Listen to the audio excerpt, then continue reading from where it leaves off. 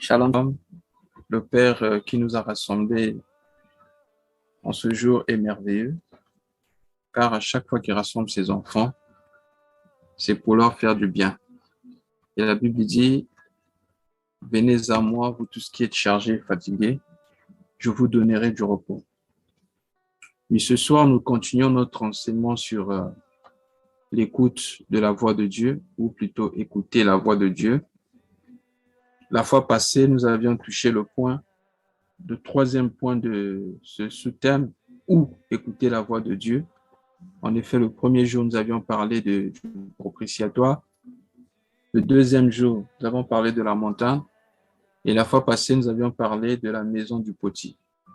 Où écouter la voix de Dieu, c'est dans la maison du potier. Alors aujourd'hui, nous allons prendre un autre sous-thème. Comment écouter la voix de Dieu? Comment ici, je fais allusion à la disposition. Alors, avant de commencer, j'aimerais quand même qu'on lise notre passage de base dans Jérémie chapitre 7, du verset 22 au verset 24. Je lis, car je n'ai point parlé avec vos pères et je ne leur ai donné aucun ordre le jour où je les ai fait sortir du pays d'Égypte, au sujet des holocaustes et des sacrifices. Mais voici l'ordre que je leur ai donné. Écoutez ma voix et je serai votre Dieu et vous serez mon peuple. Marchez dans toutes les voies que je vous prescris afin que vous soyez heureux. Et ils n'ont point écouté.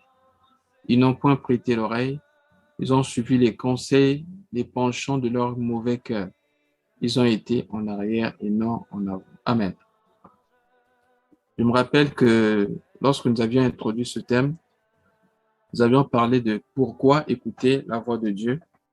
Et l'une des causes, c'était que celui qui écoute la voix de Dieu est heureux.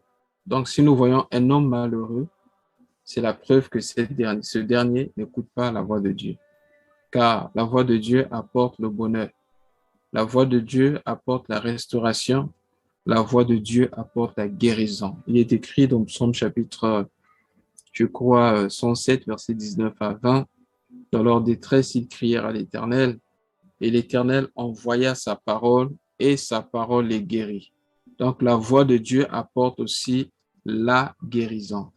Et bien aimé, nous parlons de comment écouter la voix de Dieu. Alors, pour répondre à cette question, nous allons prendre Ésaïe chapitre 50 et nous allons lire le verset 4. Ésaïe chapitre 50, le verset 4. Voici ce qui est écrit. Le Seigneur, l'Éternel, m'a donné une langue exercée pour que je sache soutenir par la parole celui qui est abattu. Il éveille mon oreille. Chaque matin, il éveille mon oreille pour que j'écoute comme écoutent les disciples. Je peux ajouter le verset 5. Le Seigneur l'Éternel m'a ouvert l'oreille et je n'ai point résisté. Je ne me suis point retiré en arrière. Oui, bien aimé, ici, c'est une prophétie qui concerne notre Seigneur Jésus-Christ. Pour le comprendre, vous pouvez ajouter le verset 6. On dit, j'ai livré mon dos à ceux qui me frappaient et mes joues à ceux qui m'arrachaient la barbe. Je n'ai point dérobé mon visage aux ignominies et aux crachats. Donc, bien aimé dans le Seigneur, c'est vrai qu'ici, selon le contexte, la Bible parle de la prière de Jésus juste avant de passer à Golgotha, mais c'était aussi l'attitude qu'il avait pendant sa vie sur terre.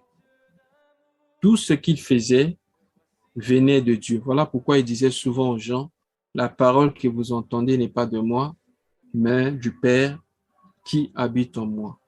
Donc, il dépendait totalement de Dieu. Voilà pourquoi il disait même que la volonté de Dieu, c'était sa nourriture. Il dit, ma nourriture, c'est de faire la volonté de mon Père.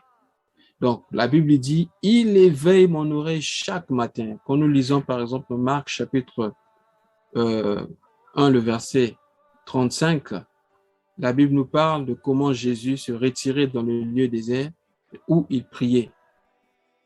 Pourquoi? Parce qu'il cherchait à écouter. Remarquez bien, souvent, on nous a présenté la prière comme le fait d'étaler ses besoins devant Dieu. En réalité, une prière classique, une vraie prière est faite par celui qui a commencé par d'abord écouter Dieu. En effet, si tu n'as pas bien écouté le Seigneur, tu ne peux pas prier. Pourquoi? Il est écrit dans 1 Jean chapitre 5, versets 13 à 14, « Si nous demandons quelque chose selon sa volonté, nous savons qu'il nous écoute. Et si nous savons qu'il nous écoute, nous savons que nous possédons déjà ce que nous avons demandé. » Bien-aimés dans le Seigneur, la plupart du temps, lorsqu'on parle de la prière, aujourd'hui, les gens sautent directement sur l'exposition des besoins. Donc, prier signifie demander à Dieu. Prier signifie étaler ses besoins devant Dieu. Mais lorsque nous lisons les Écritures, nous comprenons que la prière ne consiste pas d'abord à demander à Dieu. La prière consiste d'abord à se présenter devant Dieu. C'est très important. Voilà pourquoi il nous convient de commencer d'abord par écouter le Seigneur, de commencer par l'écouter avant de parler. Si nous ne pratiquons pas cela, notre prière sera souvent une prière vaine parce que nous ne commençons pas par l'écoute de la voix de Dieu. Et ce n'était pas bien aimé l'attitude du Seigneur. Le Seigneur Jésus-Christ, lui, chaque matin, il dit, « Tu éveilles mon oreille. » Donc, avant de faire toute chose, lui, il commençait par écouter d'abord le Père. Et tout ce qu'il faisait, c'était orienté par ce que le Père lui disait. Écouter le Père le matin et écouter le Père la journée, écouter le Père avant de dormir. C'était ça, sa vie. Et si nous voulons réussir notre vie chrétienne, nous devons aussi apprendre à écouter Dieu à tout moment.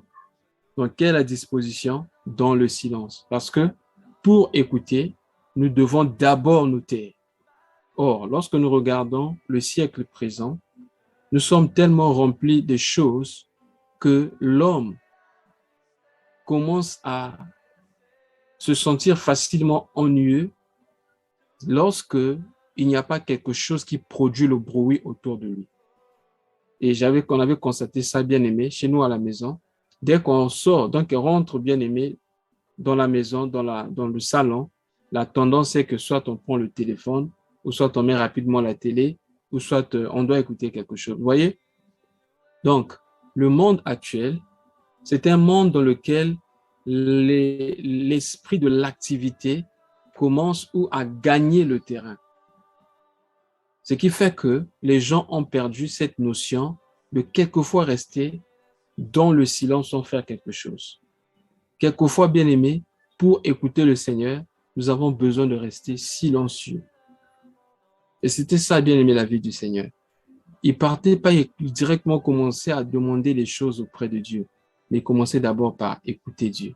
Nous allons voir quelque chose dans la Bible, l'expérience de David. Et ceci nous montre aussi le secret de la prière. Psaume chapitre 63.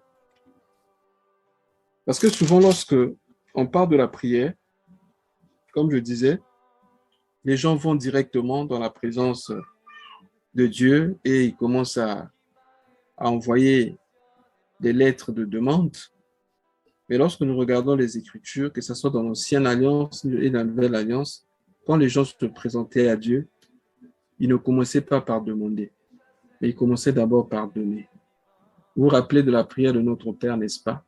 La prière de notre Père n'est pas une récitation, et c'est tout un enseignement. Voilà pourquoi ceux à qui la prière avait été enseignée, vous allez voir que les apôtres n'ont jamais fait la récitation de la prière de notre Père. Ça n'existe pas. Au nom des disciples rassemblés quelque part, commencez à faire une récitation. Notre Père qui es aux cieux, que ton nom soit sanctifié, que ton... Non, frère. La prière de notre Père, c'est un modèle, c'est un enseignement. Ce n'est pas une récitation. Alors, regardons David ici. Et nous allons revenir sur la prière de notre Père. Psaume chapitre 63, à partir du verset 1er jusqu'au verset 7. Le secret de la prière, c'est l'écoute de la voix de Dieu. Écoutez ce que David dit. Je commence à partir du verset 1, Psaume 63, Psaume de David. Lorsqu'il était dans le désert de Juda, écoutez bien, lorsque David était où? Dans le désert de Juda. Verset 2, ô Dieu, Tu es mon Dieu. Je te cherche. Mon âme a soif de toi. Mon corps soupire après toi dans une terre aride desséchée sans eau. Ainsi je te contemple dans le sanctuaire pour voir ta puissance et ta gloire, car ta bonté vaut mieux que la vie. Mes lèvres célèbrent tes louanges, je te bénirai donc toute ma vie, je lèverai mes mains en ton nom. Mon âme sera rassasiée comme des mets gras et succulents, et avec des cris de joie sur les lèvres, ma bouche te célébrera. Écoutez bien le verset 7. Lorsque je pense à toi sur ma couche, je médite sur toi pendant les veilles de la nuit. Je passe sur le verset 8 et 9. Car tu es mon secours et je suis dans l'allégresse à l'ombre de tes ailes. Mon âme est attachée à toi, ta droite me soutient. Bien-aimés, qu'est-ce que nous constatons? David était dans le désert lorsqu'il a fait cette prière. Vous savez que le désert représente un lieu où nous sommes dans des températures, dans une condition désagréable, déséquilibrée. Parce que dans le désert, nous croisons des températures très élevées. Quand c'est la nuit, il fait très froid, et le jour, il fait très chaud. Dans le désert, nous nous trouvons dans une situation où il n'y a pas de route, pas d'avenue, pas de ruelle. Donc, c'est une situation où nous nous trouvons plus ou moins confus. C'est comme si on était dans la confusion. Donc, le désert, c'est le lieu où nous avons soif. On veut voir des choses s'accomplir, mais ces choses ne viennent pas. Alors, David était dans cette condition. Mais écoutez comment David va élever sa voix pour prier. Il dit, « Oh Dieu, mon Dieu, je te cherche. » Il n'a pas dit « je cherche auprès de toi », mais David dit à Dieu, « je te cherche. » Mon âme, d'abord mon corps, mon âme a soif de toi et mon corps soupire après toi. Il dit bien dans une terre aride, desséchée sans eau. Même si je suis dans une position désagréable, même s'il me manque beaucoup de choses, même si je n'ai pas encore pu atteindre mes objectifs ou je n'ai pas touché ce que je veux avoir, mais quand même, tu es mon Dieu. C'est très important. Souvent, lorsque les gens s'approchent du Seigneur pour prier, au lieu d'être d'abord focalisés sur Dieu, ils regardent d'abord au problème. Voilà pourquoi la plupart du temps, quand ces gens-là sortent des lieux de prière, ils sont toujours anxieux, ils sont toujours stressés, ils ont toujours peur, parce que bien aimés, quand ils vont vers Dieu, en réalité, ils ne croisent pas Dieu, ils vont vers Dieu pour fixer encore, regarder encore à leurs problèmes. Mais lorsque nous partons dans la prière, lorsque nous nous approchons de Dieu, la première des choses, frères, avant de demander, nous devons commencer par donner. C'est comme ça que Jésus a enseigné la prière de notre Père. Il a dit, écoutez bien, dans Matthieu chapitre 6, du verset 9 jusqu'au verset 14, il dit, voici comment vous devez prier. Notre Père qui es aux cieux, que ton nom soit sanctifié, que ton règne vienne, que ta volonté soit faite sur la terre comme au ciel. Vous voyez, les 4 premiers sujets ne concernent que Dieu. Les 4 premiers sujets ne sont focalisés que sur Dieu, la personne de Dieu, la gloire de Dieu. Donc, lorsqu'on s'approche de Dieu, nous devons d'abord élever le Seigneur. Et après, c'est le 5e sujet, vous allez voir. La Bible dit, donne-nous aujourd'hui notre pain de ce jour et ensuite pardonne nos offenses. Vous voyez? Donc, on doit être focalisé sur Dieu, on doit se focaliser sur Dieu, on doit être concentré sur la gloire de Dieu. Chercher d'abord la gloire de Dieu avant de se tourner vers nous. Et c'est lorsque, bien aimés, nous sommes focalisés sur la gloire de Dieu. Nous cherchons la gloire de Dieu. Nous élevons Dieu. C'est là que, bien aimés, même dans notre homme intérieur, nous allons recevoir la révélation de Dieu en fonction quelquefois de nos besoins. Alors, nous aurons même la foi de demander ce dont nous avons besoin. Mais lorsque nous partons déjà bien aimés, nous commençons par nos problèmes. Qu'est-ce qui va se passer? Notre Dieu sera diminué et les problèmes seront grands. Et voilà comment les gens sortent de la présence de Dieu, ou après avoir prié, ils continuent à pleurer parce qu'ils ne vont pas déposer le fardeau près de celui qui a dit « Venez à moi, vous tous qui êtes chargés, fatigués ». Ils rentrent avec le fardeau, ils sortent avec les mêmes fardeaux. Mais regardez ce que David dit. « Si mon âme a soif de toi, frère, lorsque toi tu t'approches de Dieu, est-ce que tu as soif de Dieu ou tu as soif simplement de recevoir auprès de Dieu? Tu as soif de ce Dieu-là. C'est ce Dieu-là que tu cherches, ou c'est ton mariage que tu cherches, c'est ta santé que tu cherches, c'est ta stabilité que tu cherches. Non, David dit, bien qu'il soit dans le désert, il n'a pas dit je cherche l'eau. Il n'a pas dit je cherche les habits. Il n'a pas dit je cherche le chemin. Toi, l'Éternel que je cherche. Mon âme a soif de toi et mon corps soupire après toi. Frère, il était dans une situation désagréable, mais il n'a pas cherché auprès de Dieu avant de chercher Dieu. Il cherchait d'abord Dieu. Il dit mon âme a soif de toi. C'est-à-dire sa vie intérieure, sa vie émotive, sa vie bien-aimée invisible a soif de Dieu et sa vie visible aussi a soif de Dieu. C'est très important, frère. Alors, remarquez la suite.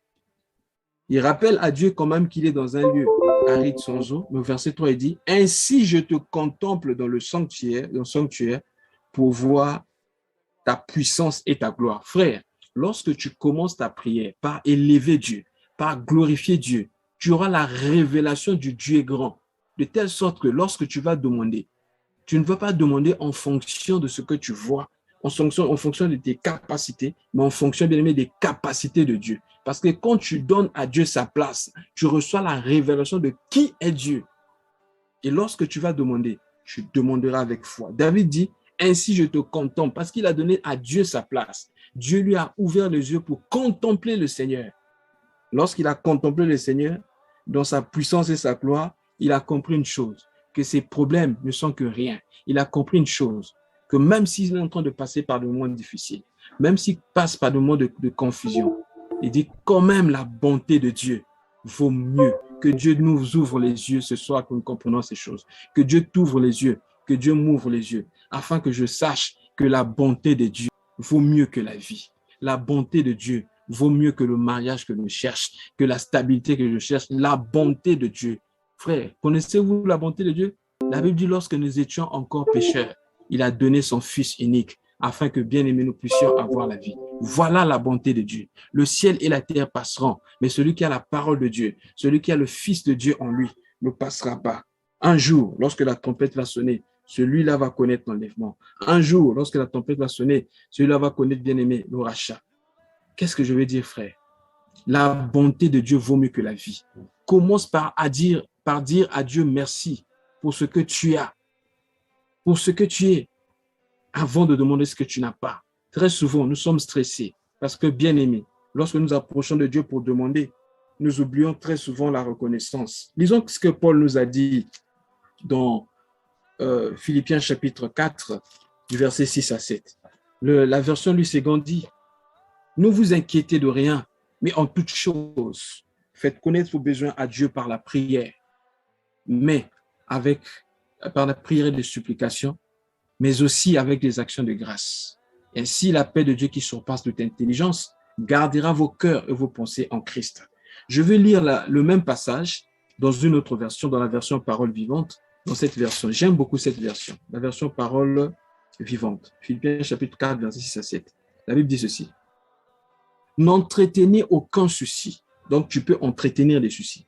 C'est dans cette version. N'entretenez aucun souci. Là où lui, Ségan dit, ne vous inquiétez de rien. Mais cette version dit, n'entretenez aucun souci. Mais en toute situation, exposez vos besoins et vos souhaits à Dieu en lui faisant connaître dans vos prières. En les lui faisant connaître dans vos prières. Intercédez avec confiance et sérieux. Exposez vos requêtes avec précision, sans oublier d'exprimer aussi votre reconnaissance. Alors, la paix de Dieu qui surpasse toute intelligence gardera vos cœurs et vos pensées et les maintiendra dans la communion et sous la protection du Christ Jésus. Vous voyez, n'entretenez pas vos soucis, mais exposez-les, mais sans oublier la reconnaissance. David a dit, ceci, car ta bonté vaut mieux que la vie. Commence d'abord par dire merci à Dieu, ne fût-ce que pour le souffle de vie. Nous avons tous vu bien aimé ces images, comment les gens étaient éliminés, bien aimés par le Covid, combien bien aimés dans certaines nations, les gens étaient en train de partir parce qu'il y avait manque d'oxygène. Mais bien aimé dans le Seigneur, si on devait te facturer l'oxygène bien aimé que tu reçois gratuitement de la part de Dieu, combien allais-tu payer? Alors bien aimé, prenons le temps de dire merci à Dieu avant de demander à Dieu. David a dit, alors je te contemple. Lorsqu'il a contemplé la grandeur de Dieu, la puissance et la gloire de Dieu, il a compris que la bonté de Dieu vaut mieux que la vie, vaut mieux que tout ce qu'il peut demander. C'est pourquoi l'apôtre Paul, comprenant, ça dit, toute chose concourt au bien de ceux qui aiment Dieu. Et David continue. Je bénirai, mes lèvres te célèbrent, mes lèvres célèbrent tes louanges. Je te bénirai donc toute ma vie. Je lèverai mes mains en ton nom, mon âme sera rassasiée et avec des cris de joie. Sur mes lèvres, ma bouche te célébrera. J'aime beaucoup ce verset, le verset 7. Et je nous conseille de développer cette façon de faire. Le verset 7 du psaume chapitre 63, la Bible dit, lorsque je pense à toi sur ma couche, je médite sur toi pendant les veilles de la nuit. Frère, juste avant de dormir, tu penses à quoi? Ou tu penses à qui? C'est ce qui déterminera, bien aimé, les songes que tu fais, les songes que tu vas faire. Lorsque nous pensons à l'Éternel avant de dormir, alors que nous allons dormir, nous recevrons la révélation bien-aimée de sa parole, de sa pensée, de comment nous nous sommes comportés de la journée. La Bible dit, les voies de l'homme peuvent paraître pures à ses yeux, mais c'est l'Éternel qui pèse les esprits. Il peut arriver que tu aies péché. Mais si avant de dormir, au lieu de penser d'abord au Seigneur, lorsque tu penses au Seigneur, il peut te révéler ce qui s'est passé la journée. Et lorsque tu penses au Seigneur avant de dormir, il peut même te révéler ce que tu dois faire le lendemain. Mais très souvent, nous pensons à nos stress et à nos programmes suivants. Voilà pourquoi nous partons dormir étant stressés et même étant stressés, même dans nos songes, toujours tourmentés. Tu fais des songes où tu es tourmenté. Tu te réveilles, tu as peur, tu es stressé. Tu te réveilles tellement que tu as des mauvaises pensées.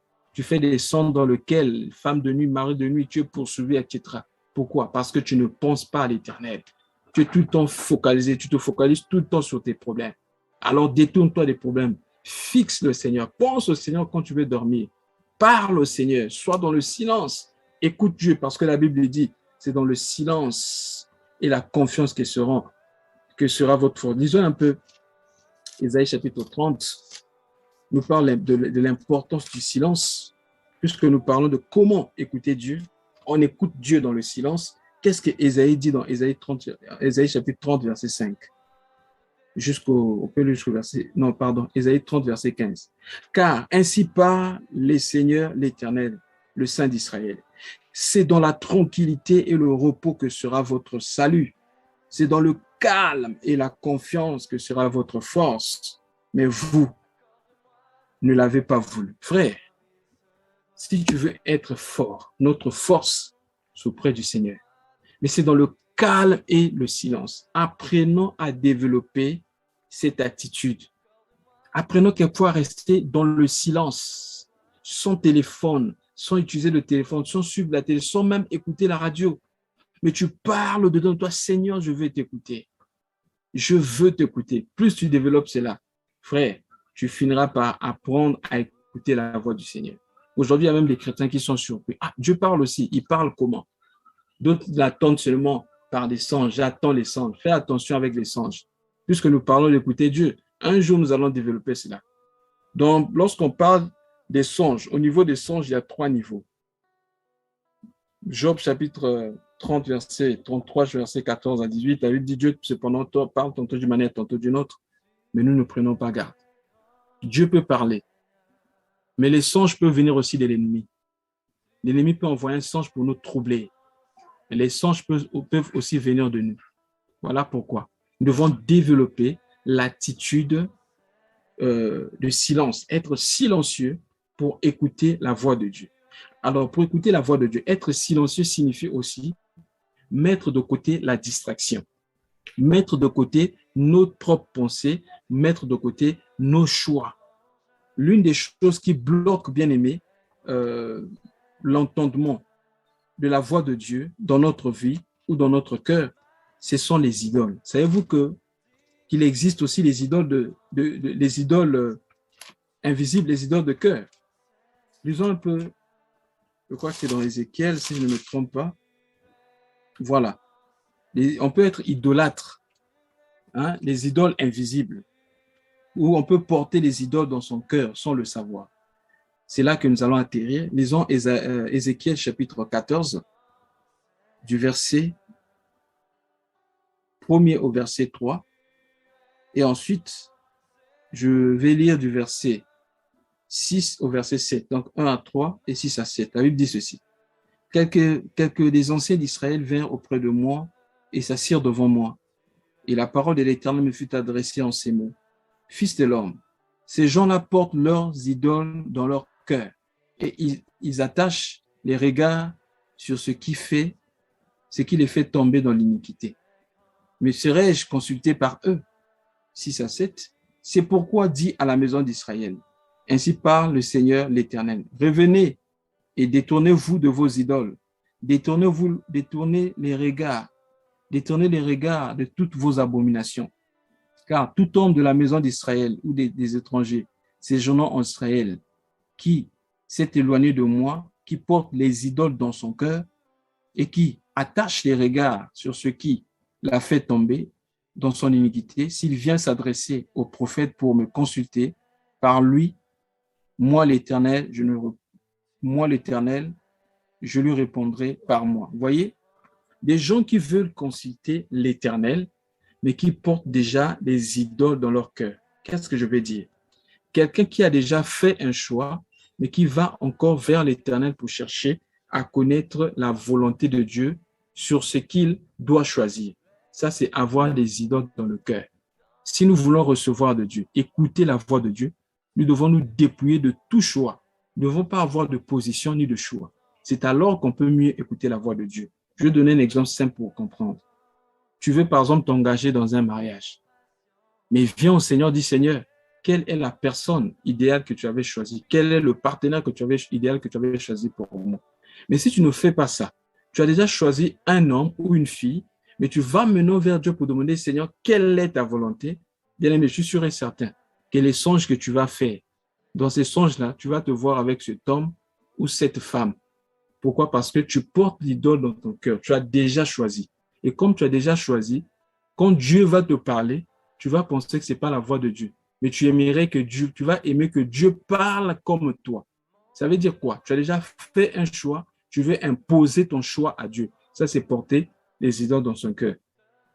Mais c'est lui qui doit écouter la voix de Dieu. Il ne doit pas avoir de position. Il doit être dans le silence et s'attendre à ce que Dieu lui parle. Même si il pense déjà avoir un choix, mais nous devons bien aimer aller au-delà de nos émotions. Demander à ce que Dieu efface tout ce qui est émotif en nous afin que nous soyons capables de percevoir la voix de Dieu. Parce que, bien aimé, on peut facilement se tromper par les songes ou par notre propre pensée, à cause de nos ambitions, ou souvent on parle de... Il y a le mot, j'ai oublié le mot que j'allais dire, mais sinon, c'est-à-dire que lorsque, voilà, l'intention, voilà, nos intentions, etc. Donc, ce que nous voulons dire ce soir, nous devons écouter la voix de Dieu. Comment écouter la voix de Dieu? C'est dans le silence.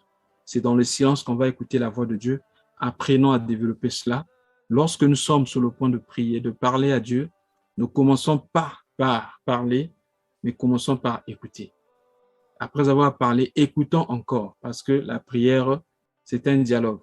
Et Dieu nous a donné 2 oreilles, 2 yeux et une bouche. Ça veut dire quoi? Nous devons d'autant plus écouter. Nous devons d'autant plus écouter le Seigneur. Nous devons d'autant plus bien aimer, observer, contempler le Seigneur que de lui parler. Si on a 50 minutes de prière, utilisons 20 minutes, c'est-à-dire 10 minutes pour chaque oreille et 10 minutes pour chaque œil, ce qui fait 40 minutes, et 1 minute pour la bouche. Une bouche, 2 oreilles et 2 yeux. Alors nous serons bien aimés, les plus bénis. Ne croyons pas que c'est par la multiplicité des paroles que nous serons exaucés, mais c'est celui qui a bien écouté, qui saura comment prier et qui priera selon la volonté de Dieu et qui sera exaucé. Que Dieu nous bénisse. Nous continuerons prochainement si le Seigneur le permet. Amen.